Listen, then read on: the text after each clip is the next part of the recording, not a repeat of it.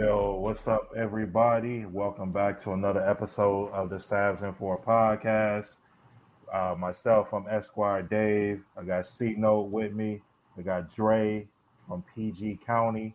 I got Moneybag T, the biggest goddamn plug in Charlotte, on the board today. And we got BT, Mr. 910, playing that college football 25 at this peak right now. What's good, yo? I don't mean to call you out, but You just ain't gotta in put me case, on blast, boy. just in case we hear a lot of shits and fucks, that goddamn that's coming from BT. Nah, I'm chilling, man. I'm chilling. Hey man, If it sounds like last chance you over there, just know he's locked in. He's locked in. He's locked in. Oh no, boy. Yeah, it's all good, man. But yeah, on today's show, we're gonna just talk some more hoops, talk some basketball. We're gonna talk a little bit about the WNBA as they get into their break, the Olympics break, and as well as USA basketball. 3-0 so far in the exhibition games, but first we NBA Summer League is going on. Hoops doesn't stop for nothing, you know. So that's what it is. NBA Summer League. You know, a lot of the lottery guys have showed out. I want to point out one guy, Bubs Carrington from the Wizards. That's been every game I've seen him. He's been balling, but I see like Alex Sarr. You know, looks like he's going to be a very good defensive presence. French guy from the Hornets, Saloon, I think is his last name. He looked good that first game I saw him playing. Donovan Clingan, to me, perennial backup center. You know, he had 8 points, 11 rebounds, I think 3 blocks last night. I think against the Wizards or against somebody, the Pistons. Or the Wizards. The Wizards. Yeah, but you know, solid for what he'll be. Yeah, there have been a lot of guys that have been showing up, showing out. Stephon Castle have had some good games, but he's shut down for the summer because of a wrist sprain. But Dre, I'm gonna pass it to you to kind of touch on maybe some guys that you are impressed with so far. Maybe whoever you overall. You definitely hit it on the head. No homo with Bud Carrington though. Be more kid. So you kind of heard his name around these Maryland parts, but him going to Pitt, and I've been kind of catching some of his games because we still get ACC network out here, even though Maryland's in the Big Ten country. Yeah. But yeah, he's been showing out. I remember when they did the draft grades, they kind of rated him as a kind of what you mean, like why we choose him pick, but he's been showing out since we got him. Y'all see me in the chat, y'all see me on Twitter. I'm already bored. He need to take Jordan Travis minutes now. Like, kick Jordan Travis off the team. That was the last draft of that old regime. Just already get him off the team. Like, we don't need him. Like, Buzz a dog. No. It's 2 bum-ass Jordans on our team. Really? It's 2 bum-ass Jordans on our team. Oh. No, he can take his minutes too, though. If your name is Jordan, your minutes are not safe. Your minutes are not safe with this kid. My bad. I'm thinking of the Florida State QB, or he was at Florida State. Nah, man. That's another one, yeah, I know what you're talking about. Yeah. But now Buck Harrington be hooping, man. Like, he's giving me flashes of what a DC guard for the Wizards needs to be playing. Like, he's aggressive, he's playmaking, he knows how to set the tone, he's getting his shot. So that's the type of player we need. Alex Sarr, I'm not really too worried about him. I see the jokes between, like, how come we don't get on him having a bad performance versus Bronny and everything, but we knew he coming in this draft. Everybody knew he was going to be a project, but everybody's just looking into what his upside is going to be if he gets. I always see the defense potential in him, so which is good. So if they can even at least maximize his defensive potential, I think that he'd be a great fit. But if we get anything offensive, that's a steal, in my opinion, honestly. I've never looked at him as kind of like that person that's going to be the guy for the Wizards. I think he'd be a good piece to have on your team. So if he can even give me that, then we in the good. And then I like Keyshawn George out of Miami. I think he's going to be a solid wing that we picked up. But outside of Wizards, you can tell it's a lot of second year players in the summer league, along with some rookies.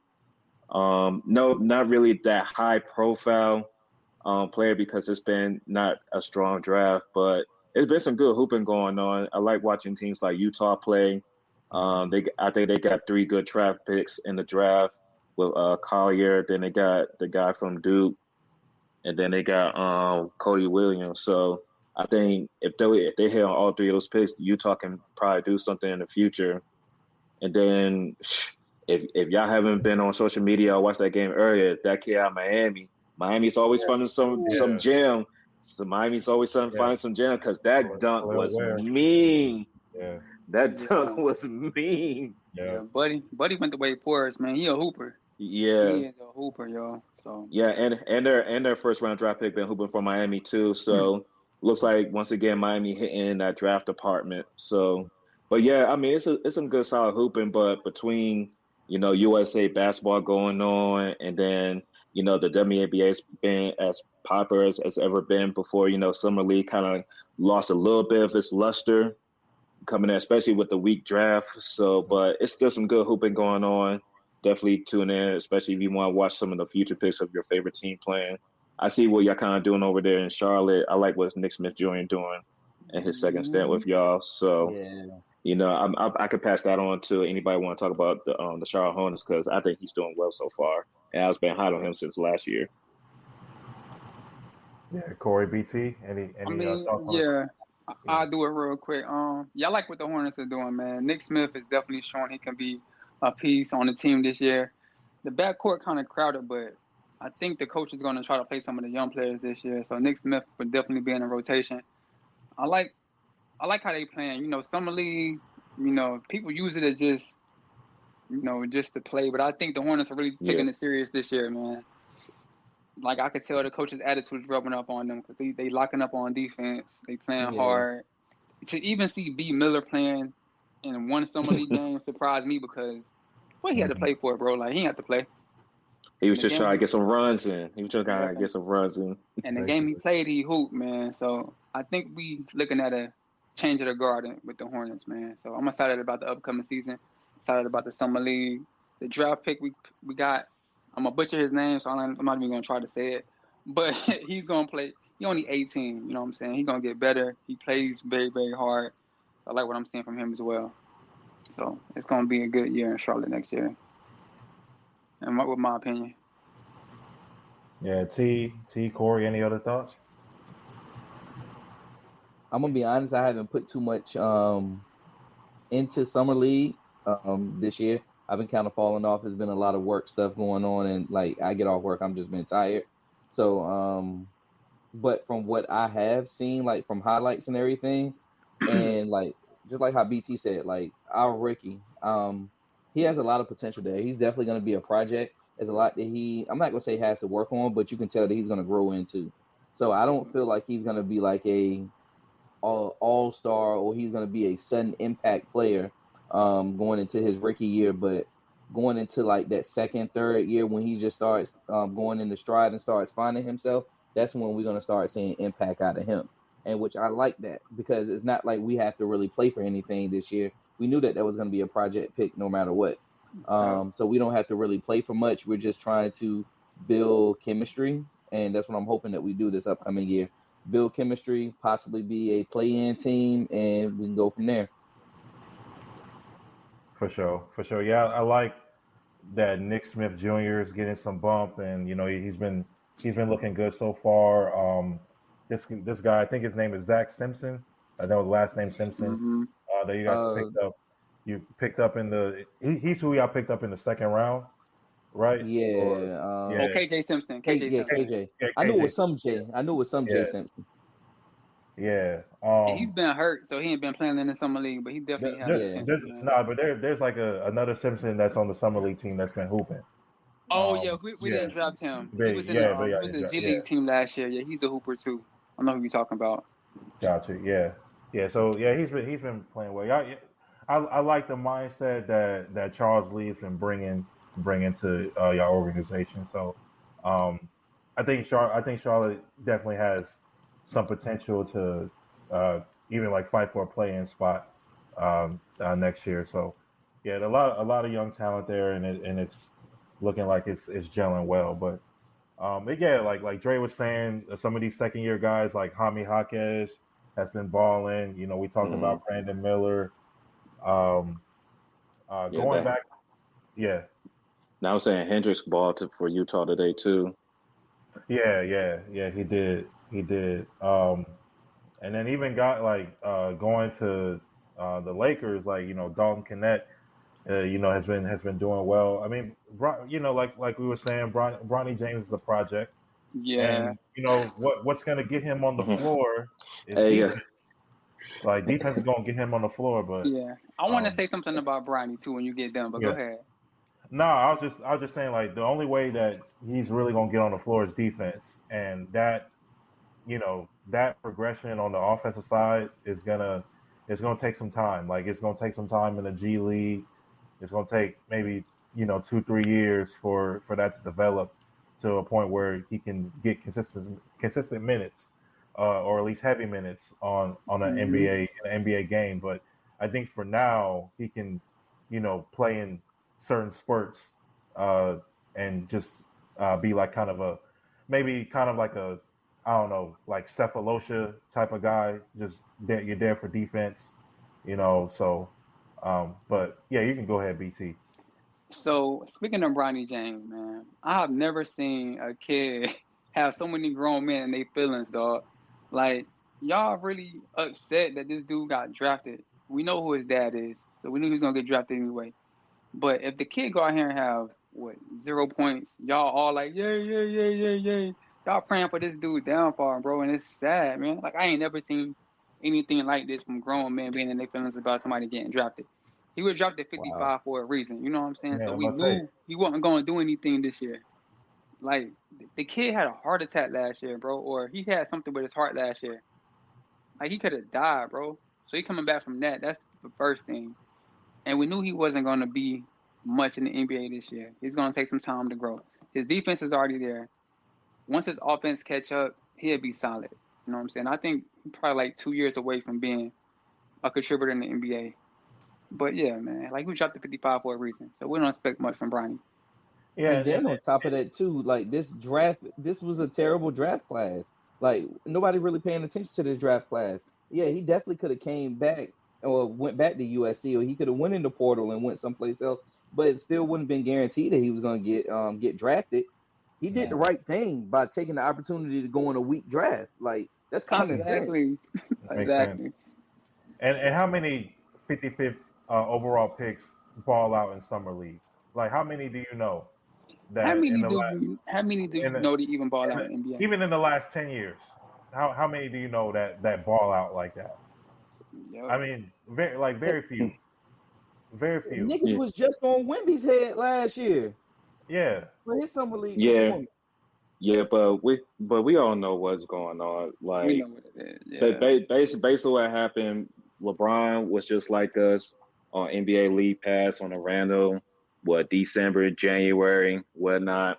And once he put that tweet out saying, "Yeah, my son bet better than over half of these people's in the league," you already knew that was going to charge a lot of people in the league, the fan base, Yep. all that other stuff. So yeah, it's unfortunate that he had the cardiac arrest incident and all that, but I'll have to keep it real. I ain't gonna act like Braun didn't paint a target on that boy's back either. No, for sure. No, he definitely So, did for sure. For so, sure. so, so when you hearing somebody as good as LeBron is, because we know how good his basketball IQ, and then it's not even just LeBron. You have other top tier former NBA players talking about, yeah, we seen Bronny do this, that, and the third. We just don't see it when the lights are on. Like he plays this, I got played this like this good brand of basketball because I'm not trying like slander my pops name. I'm not trying to slander James name. Like I want to make the right plays all the time, stuff like that.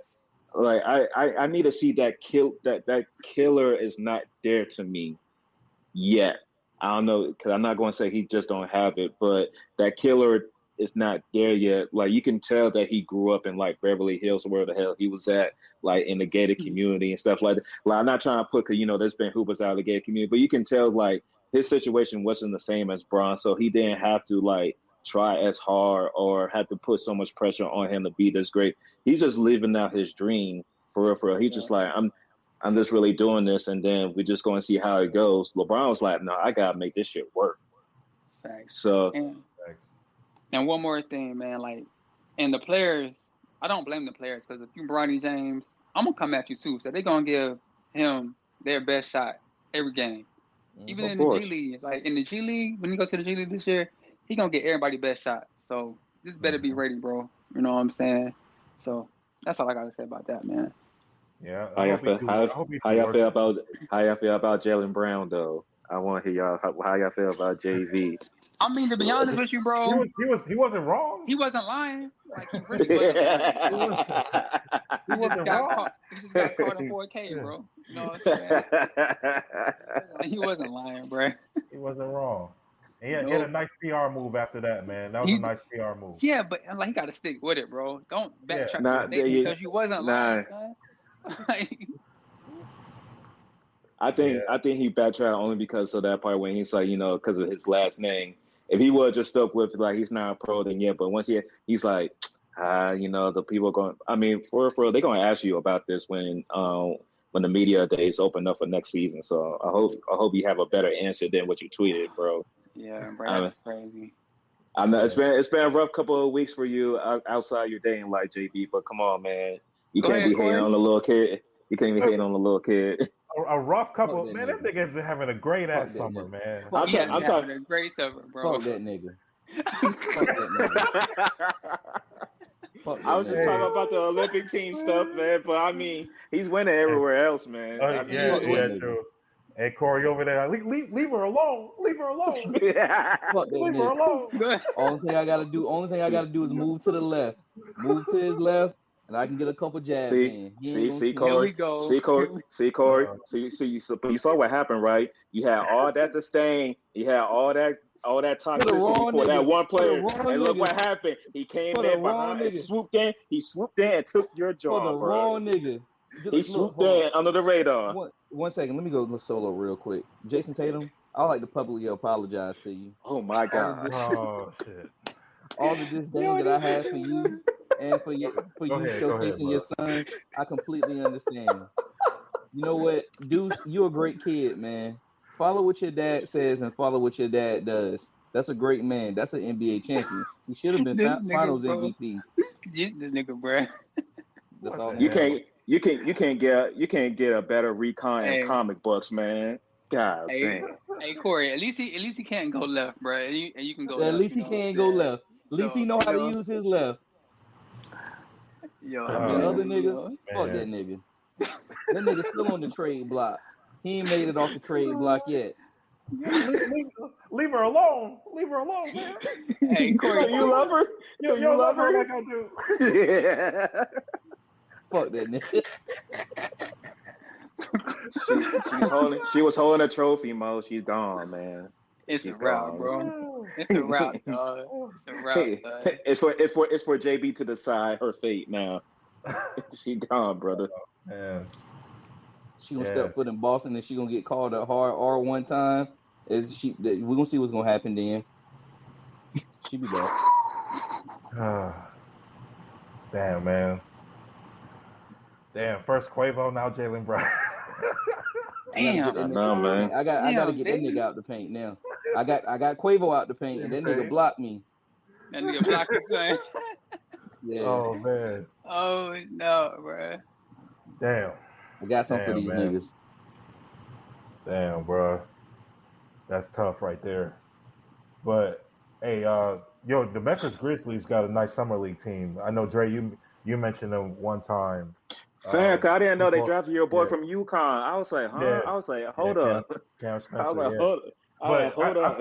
I feel like he's gonna get on the floor, man. Even I don't think Zach Edey's played like since they've got to Vegas, but in that California Classic, he was hooping a little bit. I think they shut him down. I think they saying enough. Yeah. But no, they got a nice team, man, and GG Jackson is gonna make that leap, bro. I mean, Memphis did what they were supposed to do because they got a lottery pick when they really don't need a lottery because they was going through injuries and then they had the Morant suspension. So they was already behind the 8 ball. And then when it looked like they can make a little move for a playing spot, John Morant was out for the season. Marcus Smart out for the season. D Rose not playing no more. Brandon Clark, Yeah.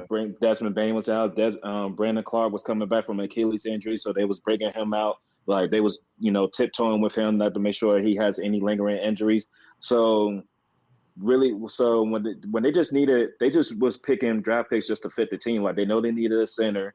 They were trying to get your other boy out of UConn, but they couldn't make the trade happen to move up. So they got Zach Edey because you bring him back GG Jackson, who was like one to steal the drafts last year. Like we seen what he can do, especially when you put that ball in TNT. So please, for GG Jackson's sake, NBA get TNT back on there, man. Do it for GG, man. Please. Do it for GG. Do it for GG. He'll be an all-star. Yeah, do it for GG. You got Shaq watching them every time, yeah, bro. but on the serious note, I really feel like with the draft picks that Memphis got, Memphis could be one of those surprise teams coming back in the next season because they're going to have that chip on their shoulder. John Morant's got to prove himself after the injuries and the suspension. Brandon Clark's coming back. Marcus Smart got something to prove, especially since he just saw his old franchise win a championship without him since they traded him away. So it's going to be a lot. Memphis coming in with a chip on their shoulder. So we just got to hope that they play smart, not only on the court, but off the court as well. So they don't have to have any more distractions. Don't got that whole ass nigga no more. So, they should be straight. Should be good. It should be good. But, speaking of whole ass niggas, we got him out the way when we in that first exhibition match. I tell you that. Yeah. Let's go ahead and segue to that, man, because USA basketball beat Canada 86-74 last week. Got past Australia in a close game, won by 6 points. Had a bad second half, against the Aussies, and then Serbia today, I think won by 26. Kind of dominated in the second half. Had a great appearance. I heard AD balled out.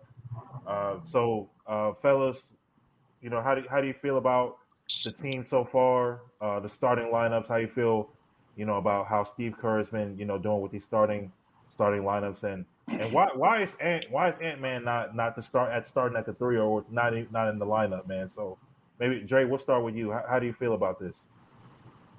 Well, the first thing we need to do, and T brought this up in the chat, I've been waiting to record so we can pretty much bring this up.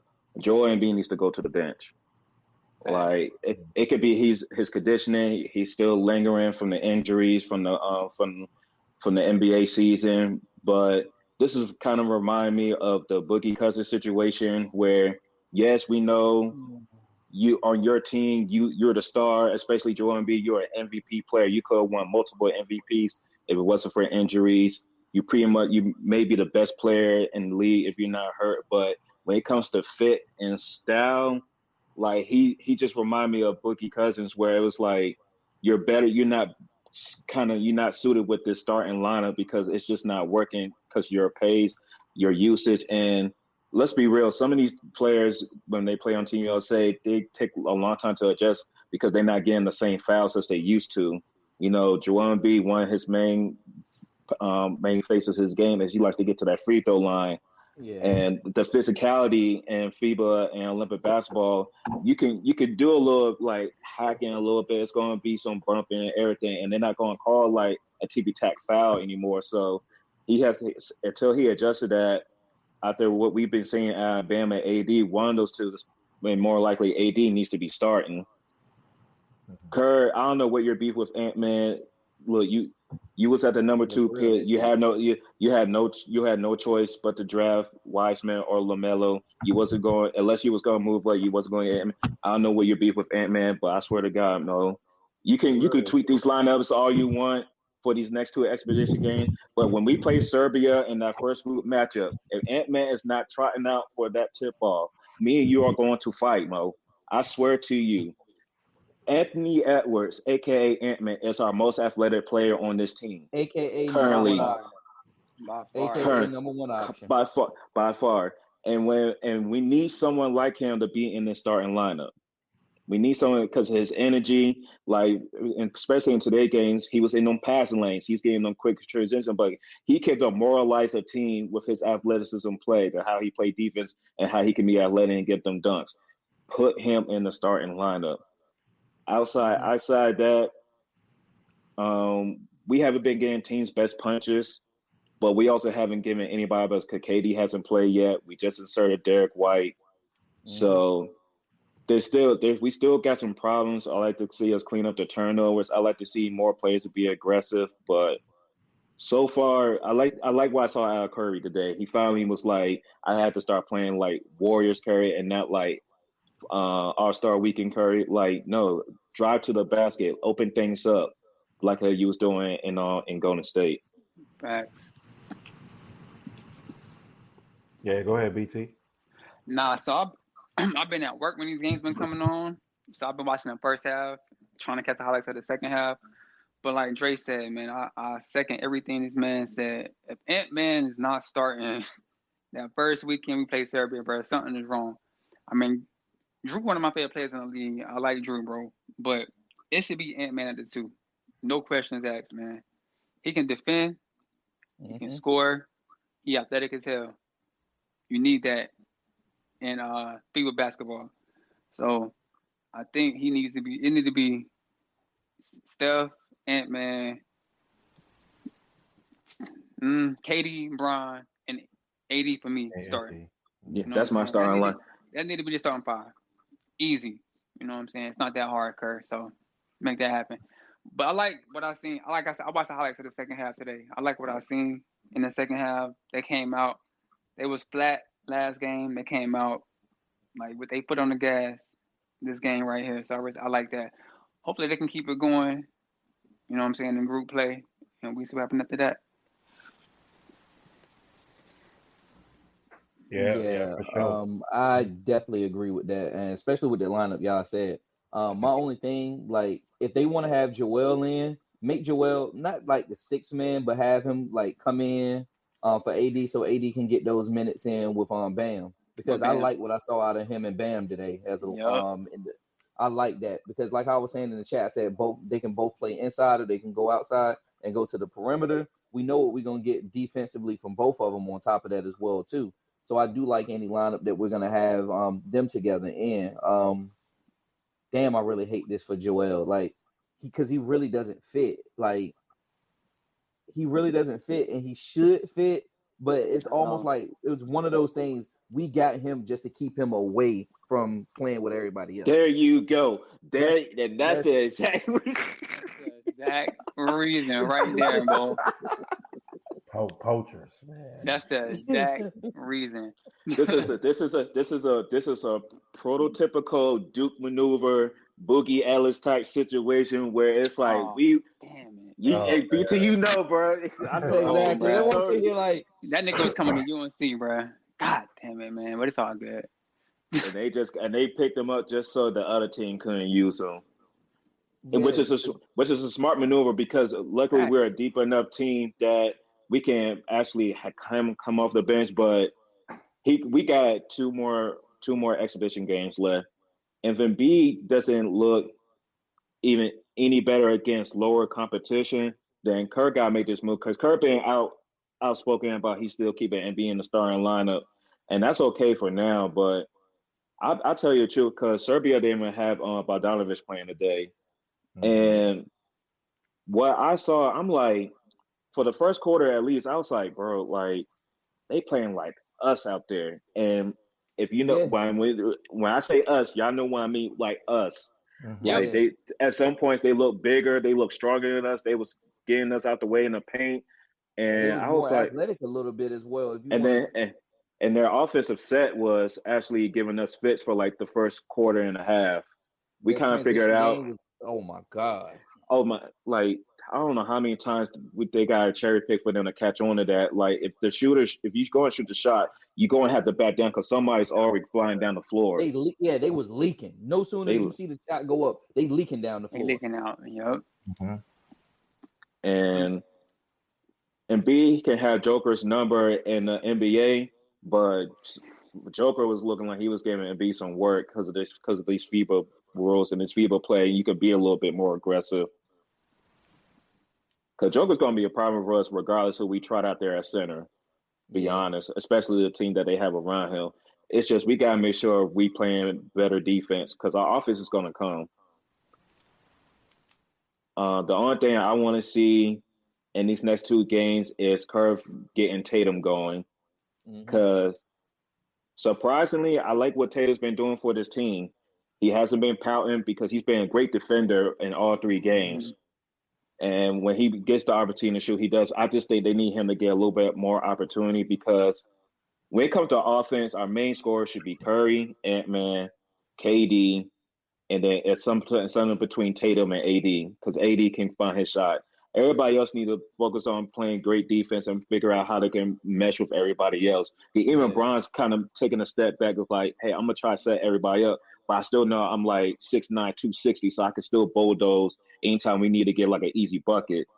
But he realizes who else is on his team. They know they need to get Curry going. He's our best shooter. And we just waiting to see how everybody plays with a player like KD once he gets back. Honestly, I'm really gonna love it too. Because Bron, like how we said before, Bron can actually play that point guard position, and he can literally set everybody up. Like you can have an AD in the post or going to the perimeter. And that's why me, BT, and our good friend on the show, Royal. That's why it was like Ant-Man can start because we understand why you want to start Drew because defensive guard and he can help separate everything up. But we could just have a bigger lineup with Bron if he wants to run the point and have Ant-Man at that two position. You can still have Wardell doing everything that how he always play, having everybody set screens. He can come off double screens, get to the perimeter, take his shots. He can do everything that how he does in the NBA by doing it that particular way. Because I think Dre said this before. You can actually have Bron playing that Draymond role, and which is going to work perfectly. Once again, AD can be on the perimeter. AD can be down low. You have an Ant-Man who's super athletic. So, like those times where a play breaks down or whatever, you can get Ant-Man the ball and let him do his thing. It works. Like, it completely works. And then KD on the court doing whatever he wants to do.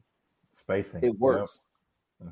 Yeah, we just got to work on our pick and roll defense because they've been getting killed literally all three games, especially when they do those Marcin Gortat picks where it's like you do the pick and roll and then you think the screener's going to screen and go for the bucket, but no, he's setting up a second screen on the second defender, so it's like an easier bucket or an easy jump shot. So those are two things they got to worry about on the pick and roll defense. Because one-on-one matchup, I take that advantage because we got a lot of athletes on our team. It's all about we got to make sure Curry and Drew don't get caught in the post on switches like they did today. But outside of that, like we got AD, we got Bam. We got Ant, we got Drew, we got Derek White, we got Tatum. Like these two play defense. And that's why I like our backups being that defensive lineup of the three Celtics players, and we can have a Bam out there as well too. But also at the same time, I'm gonna tell you who I've been the most disappointed at. I know we saying Joel, but the other player that I've been the most disappointed with is D-Book. It's D-Book, yeah. Being completely honest. Really? D-Book been do shit. We won the last game because of D-Book though. Yeah, the last game he did hoop though. And then this game he was getting his I think he's just been quiet, like a quiet assassin. Like he's just been in the flow of everything. I can give you that. It's because I think I just expected a little bit more offense from him. Not saying that I expected him to be like the leading scorer. I expected him to give us like a. No, I think he's doing exactly.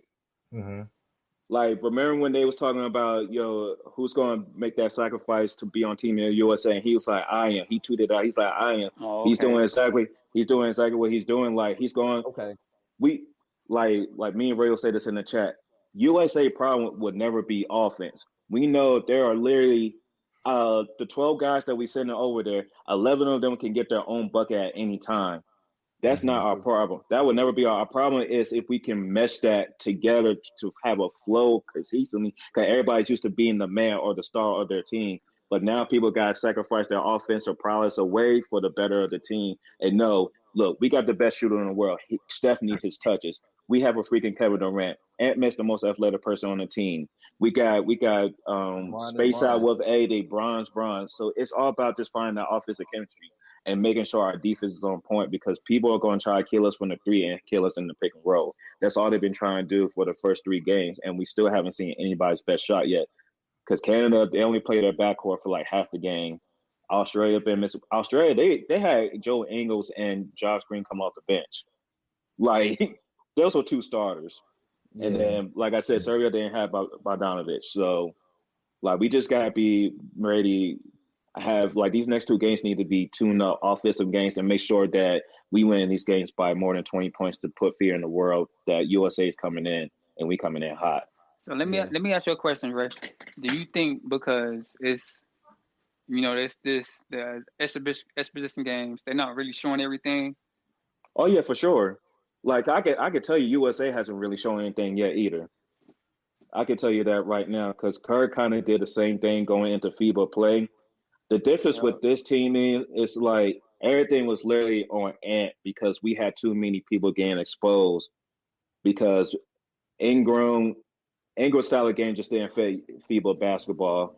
We had Ben Carroll playing backup center, knowing he's a small forward, power forward. Brunson was a cone on defense. Wesley Kessler got no minutes. But now you pretty much playing, we got the top American players in the world, so we can mask all those mistakes now. So we really haven't shown anything, because I really haven't seen Bron play too much point. Yeah, he's been a facilitator, but we haven't seen Bron play. I know Kerr wants to run his Golden State set. We haven't seen Golden State basketball yet. I know he wants to run his Golden State set. That's why he needs to just go ahead and start someone like Bam or AD at that center position, because that's what they really need.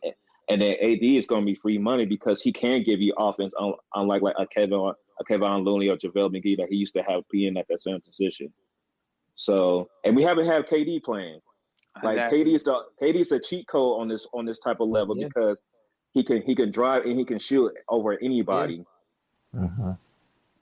And we're saying that, but also, I know again we've been touching on it so many times. The 2 key players in this entire team is Ant-Man and AD, because of everything that they can do. They can give you that offense. They can give you that defense. They can play anywhere on the floor. They can get their own shot and do everything that they want to do in a sense. So, like, them in the starting lineup would be ridiculous together. And AD's just playing with confidence.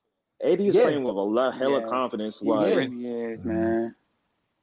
This is like 2015, 2016 AD. This is what we're seeing right now. Shit, 2019 for real. 2019, like shit, bubble AD. Hell. Mm-hmm. This is the AD when we're like, this is a top 10 player, damn near a top 5 player, because he can give you 38 and like 15 on a daily basis if he wants to do that consistently. Mm-hmm. So, but we still gonna be the favorite. But after seeing what's out there on the Olympic field, like, we still gotta have to worry about Greece now. We definitely gonna have to worry about France. Canada might be our biggest threat. Their front court is going to be trash, and that's the thing we're going to expose. But that front court can keep them in, and I mean that back court can keep them in any game. SGA and Murray. Mm-hmm. Yeah, speaking of Canada, in our exhibition game, they were. No, go ahead, Corey. No, I was just saying the exhibition game, SGA was going crazy. So it's like, and he was going half speed for real. Yeah, he was going half speed. He was not going full speed at all. Like he was holding a lot back, and I think Canada didn't really. They weren't even at that full strength that first game, right? I know they had some of the, I guess, Canada select guys out there, but they weren't even showing everything they got either. So. Yeah, but speaking of Canada and Greece and all them, like, looking at these groups, USA got Serbia as the first test, but Puerto Rico and South Sudan after that should be fairly easy. But Group A, Australia, Greece, Canada, Spain. That's the group of death right there. That's the group of death. That is Finishing crazy. That's the alive group right of there. death. Like any two out of those four can come out of the group. Even like even France, Germany, Japan, and Brazil in Group B is not going to be easy. I don't think Brazil. I don't think Brazil has like too much of a chance, and then Japan has Hachimura, and some other guys, some other NBA guys there. But that's also a hard group. But I think once USA gets out of Group C, it's the to the knockout round.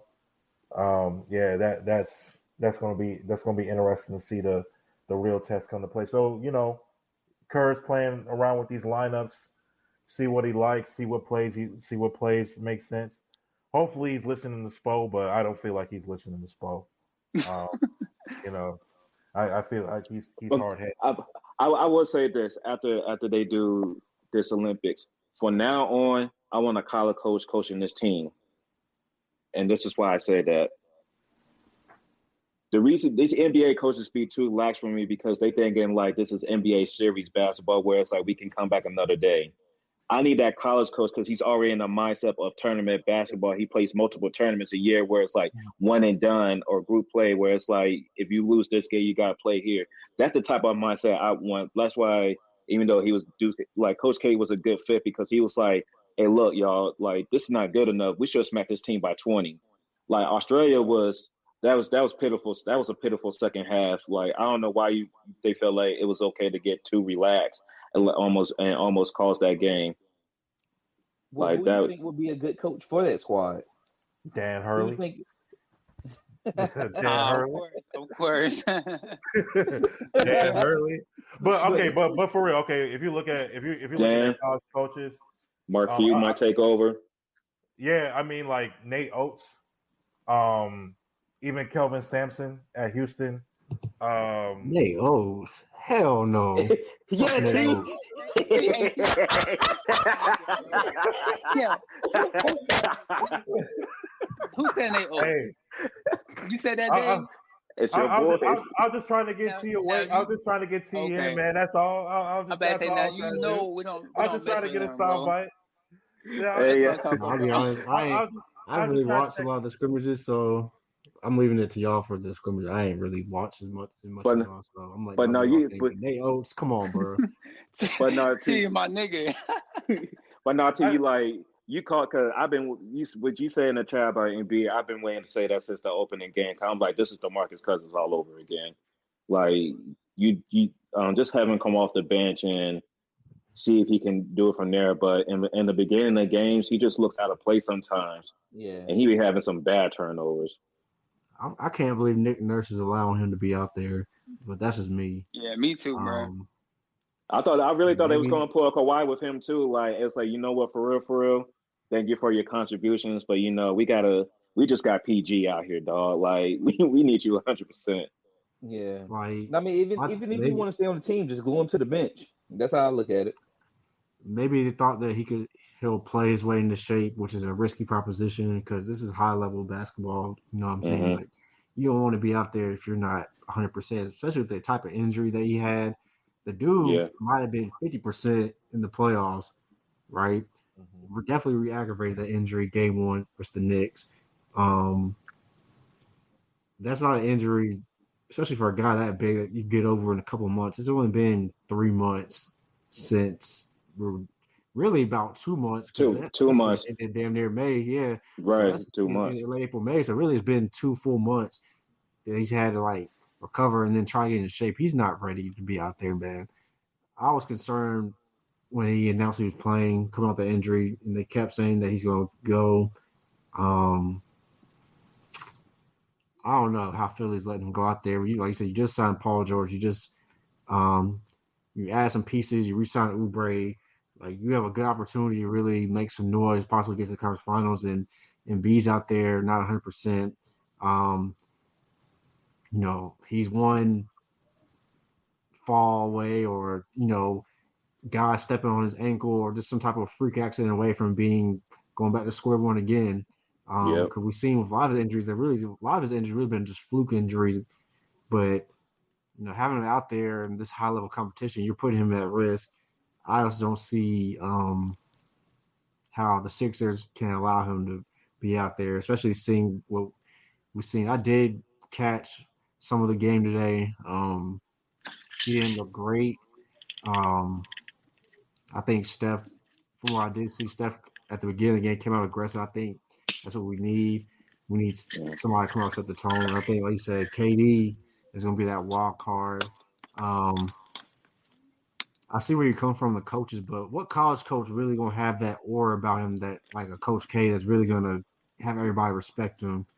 Because I understand what you're saying about coming from that mentality, but you also have to have a guy up there that these guys are going to respect. And I don't know if there's anybody currently that has that aura that a Coach K has, or like a John Calipari or Roy Williams.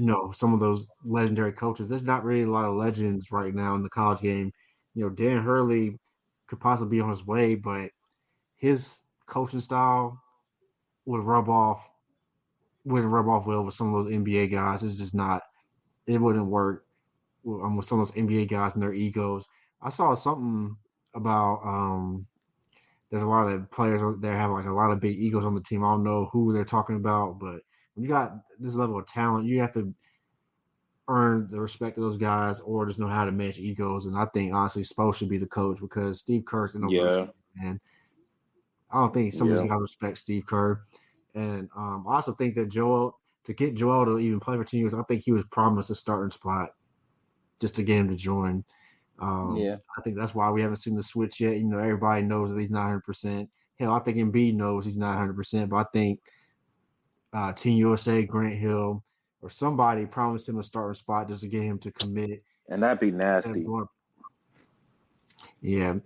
Because, he could easily be playing for France right now or Cameroon. You see Cameroon trying to take his citizenship away for playing for Team USA.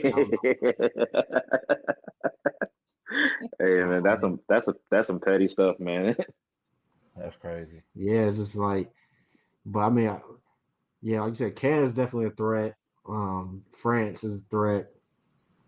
I don't see what we're gonna do with Wemby, especially on FIBA style, like when you can like knock stuff off the rim and everything. Yeah. Can you sit in the paint in FIBA? Like the five can sit in the paint, or you still gotta move out like 3 seconds? You can sit in the paint, I think. Oh yeah. Shit. But I wanted to say earlier, but I didn't have a chance to get in earlier about the summer league. Nobody mentioned Matas Bazulas yet. Oh yeah, that done was mean too. Yeah, he was at like 20 a game. Yeah, that's honestly that's why I wanted the Hornets to pick. And y'all know I've been high on Bazelas since the beginning of the year. I really wanted him on the Hornets. Yeah. No, I'm glad you brought him up. I only watched one game, so I was like, I didn't know what he was doing in his other games. But that's a good call right there. Yeah. Salon for the Hornets. I mean, they say he's like a young Giannis. Don't do that I can see it, but it's going to be a lot of work. He's going to hit the weight room because I noticed that he gets knocked off his spot easily so far in the summer league. He shoots better than Giannis when Giannis came into the league. I'll give him that. That's true. But the physicality, he's definitely got to get stronger. I don't know if he's athletic as Giannis.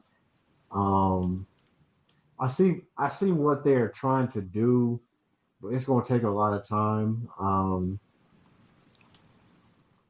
Honestly, I think all the top three French prospects in this draft, I think all of them got a lot of work to do. Honestly, Rashawn definitely needs some time. Yeah, I'm sorry. This is like the most like. When's the last time you seen a number one pick get no type of buzz? Like God, like only Atlanta can find the number one number one pick with no buzz, bro. Only Atlanta. Crazy. Yep. Bro. Because Anthony Bennett to the Cavs had more buzz than this, man. Shit. A 55th pick got more buzz than a number one pick, man. That's crazy. Real talk, real life. That's crazy. Yeah, but that's going to change next year. Oh, yeah. We know what's coming next year. Oh, the tanks are already mobilizing in DC as we speak.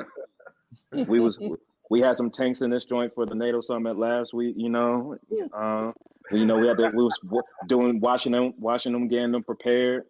Gridlock. City was on gridlock. You know what I'm saying? Yeah, man. We're not trying to let the L's escape the city, man. We gotta keep these L's here for one more year. At least one more year. We gotta keep the L's here, man. So you feel me? You know what I'm saying? Heck yeah. I got a question for you, BT. Yes, sir. Texas is officially in the SEC. Go ahead. Oh shit. It's SEC Media Day. Yep. We're hearing a lot of buzz about, the usual suspects. Georgia seems like they're the favorites. Texas seems like they're right behind Bama. Where's LSU going to fall in the SEC this year? This new SEC, when you bring in Texas, when you bring in Oklahoma, some of the other teams got Ole Miss, have been competitive. Auburn's recruiting well. It's going to be a very, very, very, very, very competitive league, the SEC. Where does LSU kind of fall in the mix, in your opinion? All right, so I'm gonna take my homer hat off. I'm gonna keep it a stack. If I'm being for real, I think it goes Georgia. I say Ole Miss because they returned a lot of talent. They was nasty in the portal this year too. You know what I'm saying? I don't know who their bag man is, but whoever their bag man is, we need that nigga at LSU. Ole Miss. Fuck these niggas, but Texas number 3. And then I'll put LSU running number 4 spot. I think that's the pick order right there. Oh, damn. So Bama's at 5? Oh, no. You know what? Keep it a stack because Bama had a good offseason too. All right, so I'm gonna go like this. I'm gonna say Georgia. I'm gonna say Ole Miss, Bama, Texas, then LSU. I can't forget about Bama. Their defense gonna be stacked too. And this because go ahead. No, I'm saying in this new playoff model, the SEC, Big Ten, they're kind of positioned to get maybe 3, 4, possibly 5 teams like this new playoff format. Mm-hmm. If LSU somehow does finish in that top 4, you think that's good enough to get into the playoff? Because the way the playoffs set up, so for those of you who don't know, because the conference champions get the top 4 seeds, so I guess it gives teams incentive to win the conference. The ACC, Big Ten, Big 12, and SEC champs get the top 4 spots. So 5 through 12, you're gonna have a group of 5, the highest ranked group of 5 team, which is setting them up to get slaughtered unless they really, unless it's one of them years where the group of 5 is really like deserving. So really, you got 7 wild card spots between the Big Ten, the SEC, and somehow, let's say, if FSU, Clemson, or Miami, 2 of those 3 teams overachieve, they might have enough cachet and brand power to get in. But we know that this set up for the Big Ten, the SEC to dominate. So, how many teams do you really think it's possible to get into the from the SEC get in the playoff? All right, so Texas schedule is mad easy, so they should definitely get in with their schedule. Bama, Ole Miss, and LSU gonna beat each other. They all gotta play each other. Georgia's definitely getting in with their schedule as well. I could see 4. But it's gonna take 10 wins in a regular season. It's not gonna be a 9-3 team getting in. You got to go 10-2. You're from the SEC or Big Ten. I don't see 9 wins being enough. I think you got to get 10. So, hold on. Let me see something. No, I think 9 be enough. I don't know, bro. 9 wins. SEC strong, man. They beat each other. It is. They beat each other. It should. I don't see it, bro. I'm about to say you can get in with 3 losses now. That's facts, but yeah, it depends on who the most. Y'all open up versus USC. So I think what's going to happen is you have a lot more teams now because of the playoff format. They're actually going to schedule a non-conference. We're finally seeing Michigan schedule teams worth a damn in their non-conference.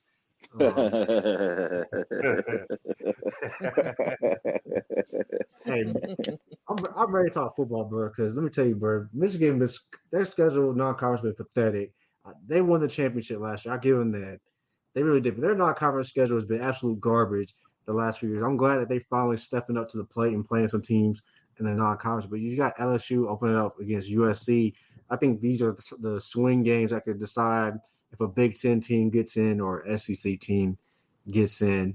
Do anybody else tend to agree? No, I agree. I agree with you with that. Until USC gets a defense, I ain't worried about USC, bro. I'm gonna keep it bad, bro. I don't care what conference they're in. Yeah. They might even let Iowa get 28 points when they're not defensive assets. That's crazy, bro. Nah. That's crazy. I don't know, man. Iowa probably can't get 10 points for just even spelling their name right, man. Look, we gonna if USC and Iowa play each other this year, we're gonna revisit this discussion. I gotta see what USC defense on. We gotta pull the tape. We're gonna see what USC. I'll give USC this, man. They did hire the defensive coordinator from UCLA, and he a good little D coordinator. Okay. If we didn't get Blake Baker, that's my second option to get that guy. All right. You know what I'm saying? So I'll give him that. I'll say this though, Georgia, they've had some cupcake schedules, but I ain't gonna lie, they got a schedule this year. They play Clemson in Atlanta week 1. I know it's not the typical Clemson team, but Clemson still has a lot of talent. Then you go at Kentucky. Sometimes Kentucky is a tough play matchup. them well. They play them well sometimes. Well. Then Georgia goes at Alabama. They turn around and play Auburn the very next week. They play Mississippi State, and then they turn around and play at Texas. And then they play at Ole Miss. They play Kentucky week 3. It's at Georgia or Kentucky? Yeah. It's at Kentucky. They play Kentucky the week before they play Bama. I'll tell you right now, Georgia could have 3 losses. It's not far-fetched that Georgia. That's what I'm saying, bro. I know they're talented, but look at this schedule, man. Who's that QB? Still that? It's still the same one from last year. It's back. Yeah, man. All right, bro. That's what I'm saying with the SEC, bro. Like every week, dog, you got a dog, bro. Like I don't even like these niggas, but Florida, they did Florida dirty, bro.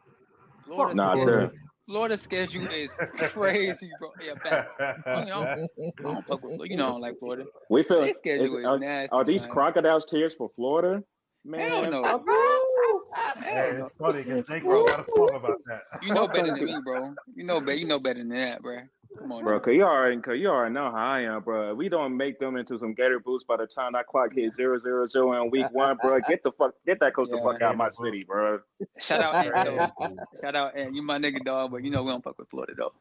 Hey, Florida going 4-8, bro. I'm gonna love every second of it. Nah, they going 4-8. And they talking about the cornerback that transferred from Colorado already missing meetings and practices and shit. So you already know what time it is, bro. Ooh.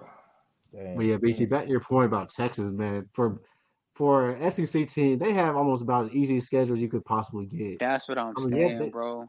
They play at Michigan week 2, so I'll give them that. They gotta go to Michigan, but this ain't gonna be the same Michigan team. Michigan lost a lot. Texas should beat them. I'm not saying they should blow them out, but they should beat them by like 10.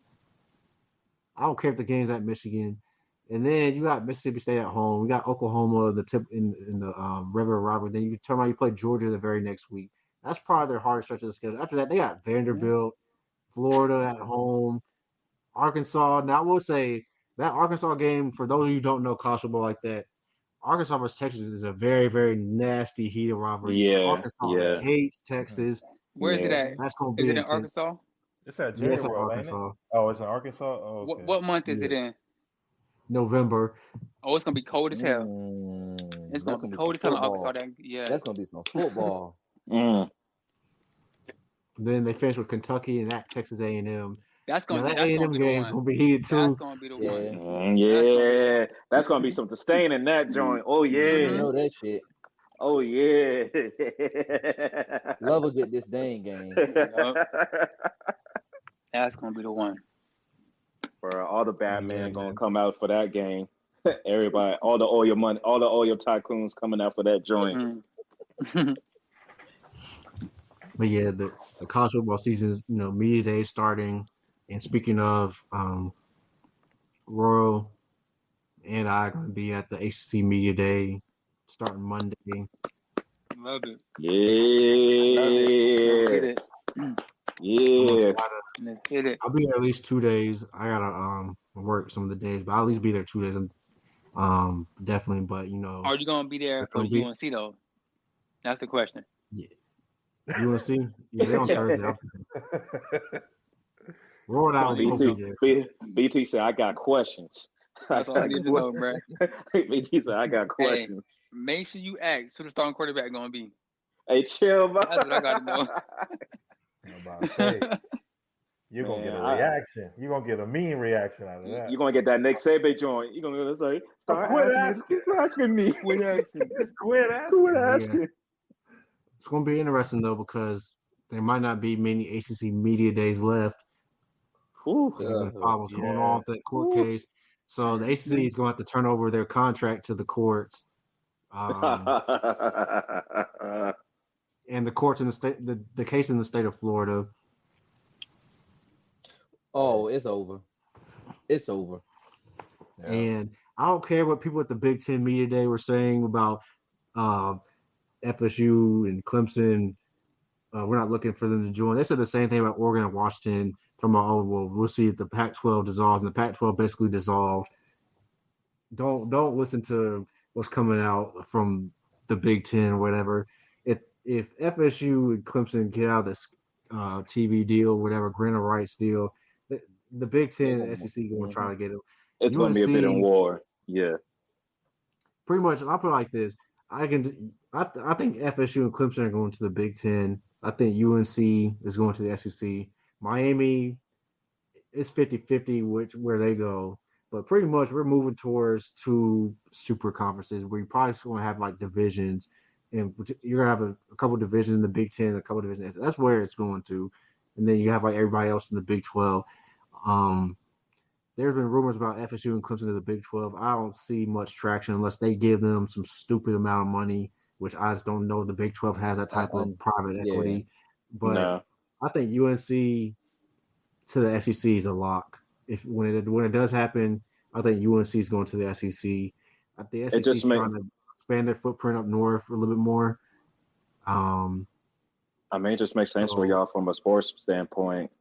You still go to play a couple of rivalries in the SEC, so I mean, why not? But yeah, there's not going to be. I was hoping Big Ten, but that's just from a basketball standpoint. See, this is what's going on for those of you who don't really follow this stuff. The Big Ten is trying to expand their footprint more in the South, and getting a team from getting Clemson and FSU taps them into a whole new market that they wouldn't be in. Like UNC's kind of I think Carolina's actually the most desirable team just because of their location. I think the Big Ten would take UNC, but I think the SEC wants UNC too, so it's going to be a bidding war because UNC is kind of that team that's in the middle of the North and the South, basically. Like if you're the Big Ten, you can still expand your footprint in the South UNC, but the SEC is trying to expand up north, so that's basically what's going on. And it's going to definitely come up. I know they're going to try to. I know this is what they're going to do because I've done enough of these. I've been to 2 media days for football, 1 for basketball. They're going to try to muzzle any type of relocation or whatever question, but somebody's going to do it. Now it ain't going to be me because I ain't trying to catch the heat. Because look, it took a lot for us to even get these credentials this year, this because we're not with we're with a different outlet now, so I ain't gonna do it because they're not about to pull my creds after it took a lot to even get these creds this go around. So, my man T's like, nah, I'm straight, bro. But somebody gonna do it, and it's probably gonna be somebody from ESPN. I'll let ESPN handle it. I mean, they used to stealing. They used to stealing shit anyway, so it's all good. Exactly. Don't remind me, man. My bad, bro. Triggering shit. My bad. But yeah, it's going to be interesting. But we're creeping closer and closer towards football season. I already know the preseason polls come out in about 3.5, 4 weeks. We'll get the first AP polls. So, getting closer to football season. NFL training camps are starting up. Rookies are reporting to camp. Definitely switch gears. Got the Olympics, of course, and then the Olympics going to take us right into football season. So definitely be on the lookout for that. Terrence Crawford's fighting soon. Definitely going to be tapped in for that. Oh yeah, but I just want to see what's going to happen after the fight because I'm like, is this man really going to fight Canelo? Do you really think? Oh, real quick. I know we're a short time. BC, is Boots really ready for Bud? I don't think he's ready, bro. I think Bud would snipe him, bro. That should be over He in leaves 6. himself too exposed, bro. Yeah, he leaves himself way too exposed, bro. We know Bud, he's a counter puncher. So Bud will let Boots come at him, and then he gonna do what he did to Arrow, unfortunately. And I hate it for Arrow. Arrow's my dog, bro. But damn, bro, that was a master class. Damn, that was a master class, bro. But yeah, Boots, he ain't ready for that, bro. Nah, he definitely ain't ready, bro. But hey, respect, you calling him out. So, but now you're not ready, my boy. You're not honestly, ready. bro. I'm ready. I want to see, but if Canelo's not gonna fight Benavidez, bro, I just want to see Crawford fight Canelo, bro. Yeah, I've been saying that. I want to see that too. At 168, maybe 160, probably 160. But I don't think catch weight at 164. I would catch weight 164. Yeah, I can see that. Because at this point, man, I'm sorry, bro. I can't believe I'm saying this, bro. I used to be a big Canelo fan, bro. But that man is me too. But it is what it is, man. He quacking, so that man is running from the Benavidez smoke, bro. And he wants a payday, but that's the biggest payday you're gonna get besides Bud Crawford.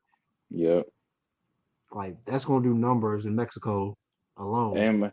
And man, but that's the life you live as a sportsman.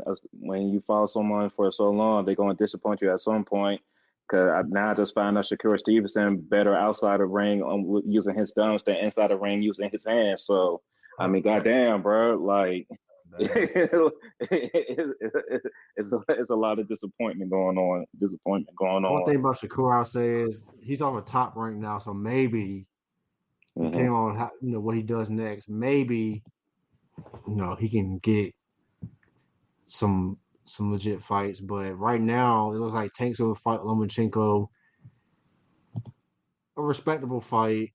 Well, I mean, Lomachenko definitely challenged Tank somewhat, but if it was Lomachenko in his prime, it'd be one thing. But it's a little bit older version of Lomachenko.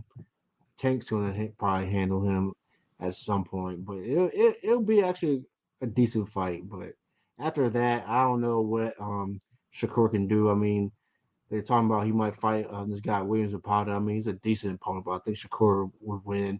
But he really needs to stop listening to the noise on social media and just really hone his craft. Because I mean, let's be honest, bro.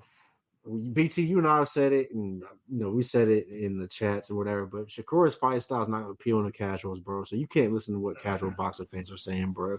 That's facts. That's straight fact. I don't know why this man was all in his feelings, bro. Like they're gonna be talking, bro. Just let your actions back it up, man. But, like Cameron makes the biggest trolls on social media right now, dog. Like, and to keep it a stat with you, bro, Cameron Mace brought this man a lot of attention than anything else. Yeah, so yep. So it is what it is. But yeah, man, definitely be on the lookout for stuff from media day. And then football season coming back, so we'll definitely have a lot. And the guys this one hold it down. This one when things get ugly, because this when we get back to the shit talk. Ain't no more kumbaya. Basketball season over with after this episode. We bringing the guests back. We bringing the disdain back. You already know what time it is. Yeah, speaking of basketball, and we've been talking about how this is an Olympic year. We're about to go on a Olympic break. That means the WNBA is about to go on a break, and just wanted to kind of have a mid-season discussion here as each team has played about maybe 20, 25 games. The Liberty are have the best record in the league right now at 21-4. Connecticut Sun are right after them. The Commissioner Cup winners, the Minnesota Lynx, are number 3. Nafisa Collier is a MVP candidate, balling out for them. Seattle, their new Big Four, and at number 4. Las Vegas Aces at the 5 spot. You may be wondering why are they at the 5th spot. You may have thought they'd been higher, but Chelsea Gray's missed a lot of time. Asia Wilson's been carrying a lot. They lost some games early in the season, but they look at full strength now and looking like to cause some problems. And you got the Phoenix Mercury at number 6 and Indiana Fever at 7 after starting 2-8. And there's been a lot of hoopla around Caitlin Clark all season. Since then, they are 9-6.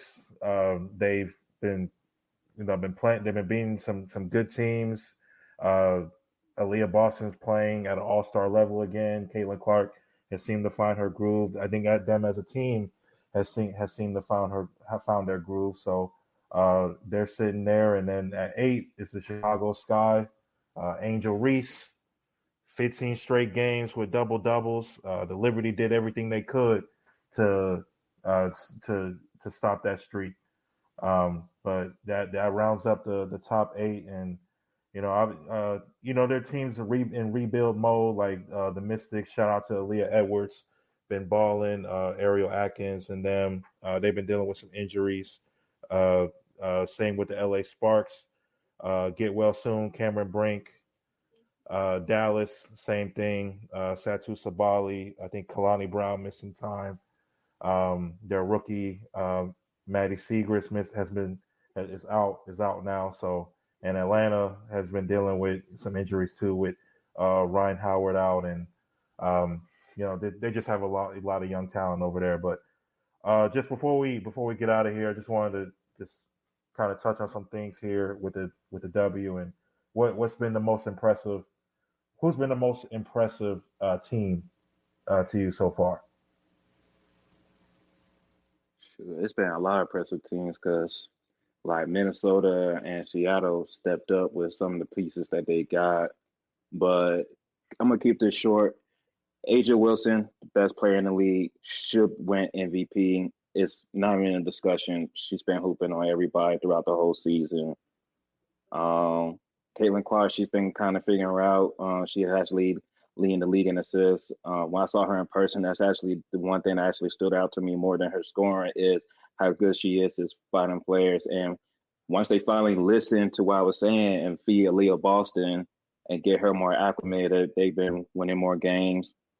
And, shout out to Chicago, one of the teams that got the most baddies on there, even though they cut one for whatever reason. I don't know why. Hey, Corey, take a deep breath, bro. but shout out to Angel Reese for what she's bringing to the game on and off the court. She's fitting very well off the court. Fitting very nicely off the court. If you feel me, she's fitting real nice off the court. So Shout-town Barbie. Shout-town Barbie. One of BMOR's finest. But yeah, been a good season. Looking forward to the second half after the Olympic break. Keep the Tanks in DC. You know what we trying to do. We trying to get these 2 picks in the top 3. But that's all we got to talk about. I say real quick, I want to say this. Shout out to Caitlin Clark though for breaking the assist record tonight. She went 24, 19, and 6 on the stat line. That's an incredible stat line. Yeah, first rookie in WNBA history to get a triple double too. Yeah, yeah. I pretty much agree with what Dre said and what Corey said, man. I'm not gonna prolong this topic, but yeah, that's pretty much it, man. Shout out Adrian Wilson, best player in the league, by far, not even close. And yeah, man, these rookies put me on the show too. Yeah. Oh yeah, one more thing. Yeah. Shout out because they signed the deal. They signed a new TV deal too. So shout out to the WNBA for that. Hey, Bringing in Oh, new what look, was the money. details on the high, deal? the highest viewership ever in the league. So, but yeah, So they went from, I think it's like 2 billion over 11 years, which is like almost triple what they were doing before. Basically, what happened is because the NBA TV deal and the Went W up. TV deal kind of go hand in hand. Mm-hmm. So some they're getting some of that NBA money. Also, they have like I think after a couple of years, they can actually increase if they continue to um, do well, Produce. produce. Yeah, basically, the numbers can go up more, but it's definitely a night. It's definitely more money coming in to the league, and as much crap as we gave him, Adam Silver and the NBA as a whole, they supported the W and pretty much kept them afloat for so long. It's good that Yeah. the TV money are getting trickling down to the W as well, and hopefully it continues to grow. But yeah, I think it's like 11 years, like $2 billion. Yeah, 2.2 Um, billion. Yep. so that's a good start. They're adding a couple of teams. Um, yeah, but again, people have to watch the product, and instead of talking about it, actually watch the product and And support, there you go. and the money will increase. That's all. So, And that's all. but to the topic at hand of Asia Wilson, has been dominant. The Aces kind of got off to a slow start. Some players are out, but they're kind of getting back together a little bit. So they'll be interested to see, how they go for the three-peat. The Liberty looks strong so far. Like you said, Caitlin Clark got the assist record. It's going to be interesting to see how some of these players, especially the rookies, come off the Olympic break, because you Yeah. guys have brought it up before that they really didn't have much of an off season. So maybe And this will give them a second win. And I'm glad you brought up the rookies because outside of Caitlin and Angel, you have like Rikia Jackson in LA. She's been picking it up. Aaliyah Edwards, she has some good games for the Mystics. There's some Cameron Brink. She before the injury, she was feeling into her role. She was feeling into her role. So the rookie class was kind of living up to the hype, which is a good thing. So they just gotta keep it up. I know Dallas, they got their rookie playing now since all the injuries and Seagrass been out. But yeah, man, like you said, I think this Olympic break is gonna be good for them. Their bodies get to relax, kind of take some time off mentally and physically because they pretty much been balling since October with a little break after the NCAA championship game, but as soon as that was over, it's right into media and getting drafted in practice. So I think this like 2.5, 3 week break will be good for those players that just had to jump right into the pros. yeah, for sure. And speaking of the rookies, man, it's been a tight race for that Rookie of the Year award. Obviously, Caitlin Clark, leading the league in assists, and Angel Reese dominating with the double doubles every night.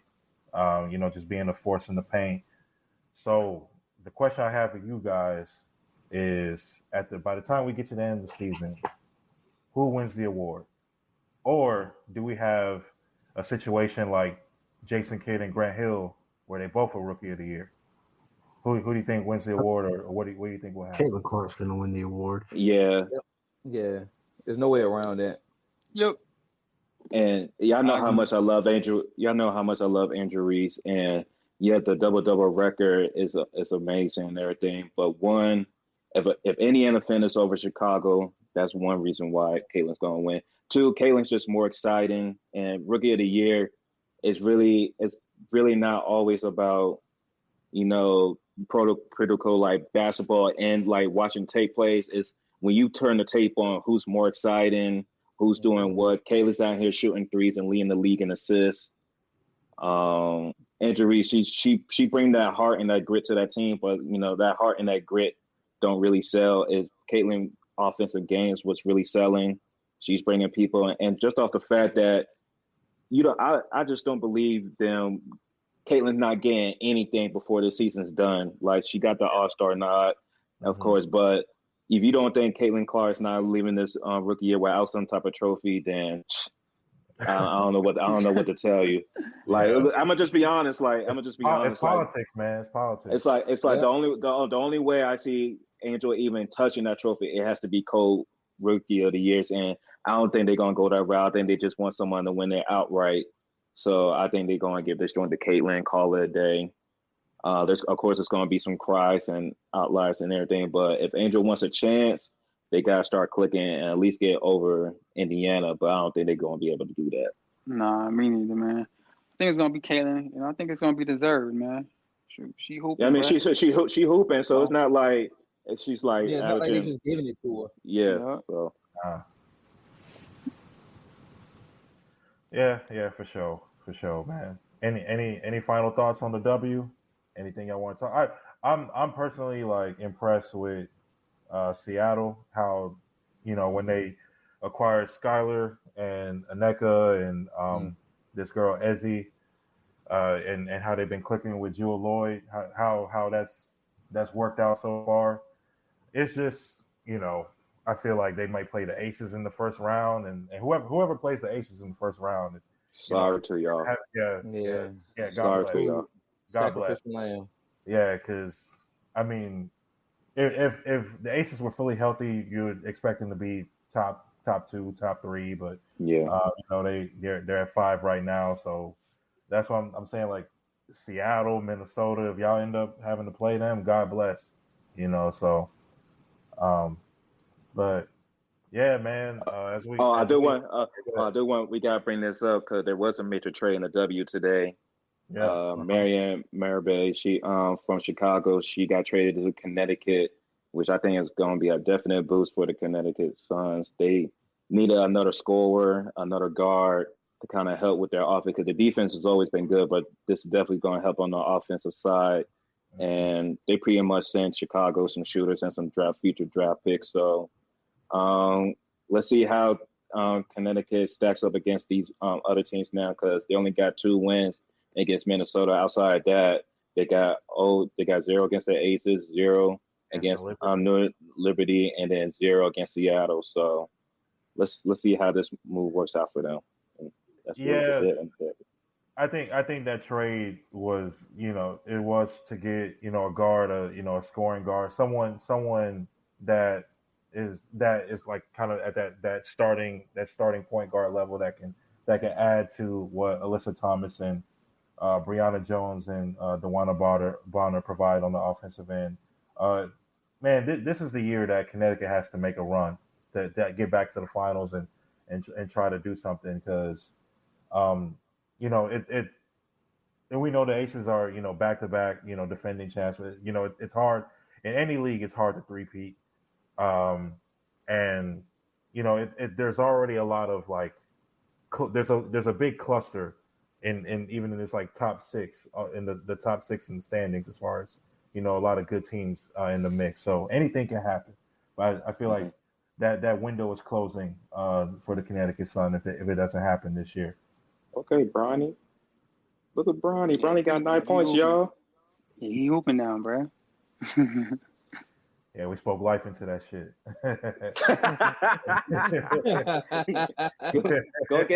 Go get your W figures, Bronny. Come on, man. All right, man. As we coming to the end, any final thoughts? Any shout outs? Steve Kerr, do not disappoint me. I swear to God, do not disappoint me. I do not play with this USA basketball shit. I better be wearing some gold kicks and some gold medals by the time you see me on this pod. I swear to God, Steve Kerr, do not fuck this up. Steve Kerr, if you ruin this, Dog, Steve Kerr. I'm looking right at Steve Kerr. Put me on the tape, Dave. Put me on the screen. Oh Dave. Lord Put have me on the mercy. screen. Put me on the screen. Cause Oh everybody, Lord have mercy. Steve Kerr. Cause I'm gonna forget about the bros talking about Franz Wagner doing freaking 4th of July weekend and all that with Orlando and all that, talking about he's a good F all that. I don't know why they was talking about foreign players doing 4th of July weekend. That's I wasn't there, y'all. It's my mistake. They knew better. I don't know why they even had foreign players in the discussion. But listen here, you Team USA and Steve Kerr, do not botch this up. Y'all go over there, beat niggas in Paris, get this gold medal, come home and resume the program. Do not mess this up. That's all I gotta say. Okay then. Anybody else? Talk about some damn Wagner. Are y'all paying $200 million for Wagner? I don't know. I don't remember what was said, but I remember I said that he was just a good player. Yeah. Is he worth No. Answer the question. Is he worth $200 million, Dave? Is he worth $212 million? I don't think I never said he was worth $200 million. Giving that man credit. He's a good fit. Fuck a good fit. I ain't paying that bullshit ass money for that motherfucking German. Y'all paying? I don't know. Y'all like so you support Hydra? That's what's up. Noted. Okay, noted. We'll have to run the tape again, but I don't know who said. No, it's okay. Yeah, I mean, y'all some Hydra ass niggas. Y'all just some Hydra ass niggas, man. I mean, I know we got Black Captain America, so he looks sus and everything. You think you can just run all over the country now and shit as Hydra and everything? But it's all good though. It's all good though, bro. No, come on, man. Don't let Steve Kerr get you like this, man. Come on, man. No. I'm just saying, this is y'all, man. Y'all talking about freaking Wagner and 4th of July weekend, bro. Like the fuck, man. I mean, I know I'm more of a Juneteenth kind of guy, but during the Olympic season, we were on the topic of the Orlando Magic, and his name came up because he plays for the team. I don't know what else was said, but we're just gonna leave it at that. Shame. I mean, there's always the rant corner, so, and you do have a phone, so you can help. You can supply some to the fans for that. But you guys know what to do. Subscribe to the pod, like, share, subscribe. We everywhere, as we say every episode. Shout out to Leo Messi for winning another Copa America. To Argentina, guy of the pitch. I don't know what y'all Ronaldo fans talking about. We all know who the GOAT is, but my bad there. I just had to let niggas know. Yeah, I mean, he got hurt during the second half of that match, but they were able to pull it out in extra time. But shout out to Messi. He's been collecting a lot of trophies in the last 4 years. But yeah, man, just stay tuned for more content. We was at Copa America during July 4th weekend, Venezuela, Canada. It was very lit in the section. Man, great experience. So more to come. Yeah, we gonna be in the arenas, in the stadiums, and all that. Real quick, man. Speaking of Copa, man, it was a lot of Colombians in Charlotte last week. Yeah. And my God, I felt like I was in Cartagena again, man. They said they brought your second home too, your Hunty. They sure did. Man, look, I'll save for after the pod, bro. Y'all, I can't even say what I want to say on this podcast. Nah, I mean we ain't trying to get banned, man. We already got like 2 strikes on us as is. Probably more, but my bad, y'all. Yeah, thanks a lot, Corey. Golly. But shout out to my Colombians, man. Much love to Colombians. They good people. Them Colombians, they some good people. Right, T? They some good people. Before this goes all the way left. We at that point of the year, man. We got football on the way. We mentioned the W. That's going to be a full swing once the Olympics is over. We on the USA basketball tip right now. Shout out to the men and the women USA basketball teams. Shout out to everyone else. Simone Biles, Katie Ledecky, everybody on just Team USA as a whole. Shout out to Nigeria personally. rooting for y'all too. Yeah, man, football is right around the corner. Once that month of August hits, we're gonna have some friends back on the show discussing the NFL, each of the NFL divisions. Gonna have a college football preview. All that's coming. Yeah, man, just stay tuned. And with that, Savs and 4, we are out of here. And fuck you, Glenn Rivers. Wow, this nigga.